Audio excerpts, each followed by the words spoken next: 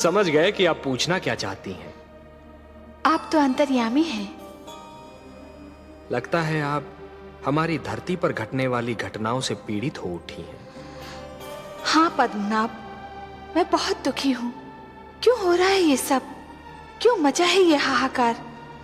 प्रेम बनाया था तो घृणा क्यों बनाई?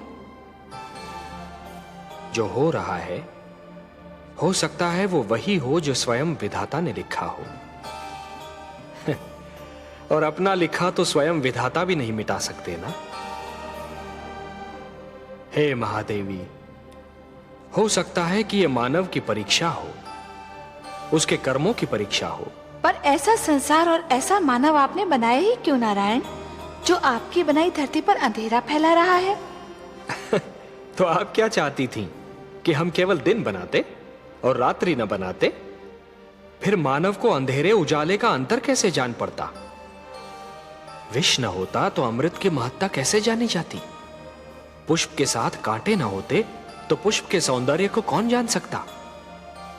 पतझड़ न आती तो वसंत ऋतु इतनी सुहानी कैसे लगती?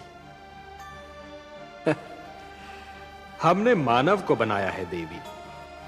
मानव इतिहास को बनाने का कार्य हमने अपने हाथों में नहीं रखा, वो तो उसी पर छोड़ दिया है। अभी तो उसे अपनी शक्ति का आभास हुआ है। इसी से उसे न्याय अन्याय, सत्य असत्य, धर्म अधर्म और पाप और पुण्य की जानकारी भी होगी।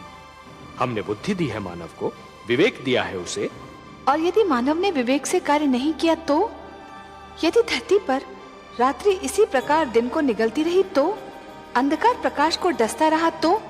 तब क्या करेंगे आप? चिंता मत कीजिए देवी। यदि असत्य और अधर्म अपनी सीमा को पार कर गए, यदि धर्म की हानि होने लगी, तो हम स्वयं धरती पर जाएंगे। हम वचनबद्ध हैं। परित्राणाय साधूनाम विनाशाय च दुष्कृताम धर्म संस्थापनार्थाय संभवामि युगे युगे। अपनी लीला तो आप ही स्वयं जानते हैं पद्मनाभ। इस प्रकार आरंभ हुआ प्रकाश और अंधकार के युद्ध का इतिहास।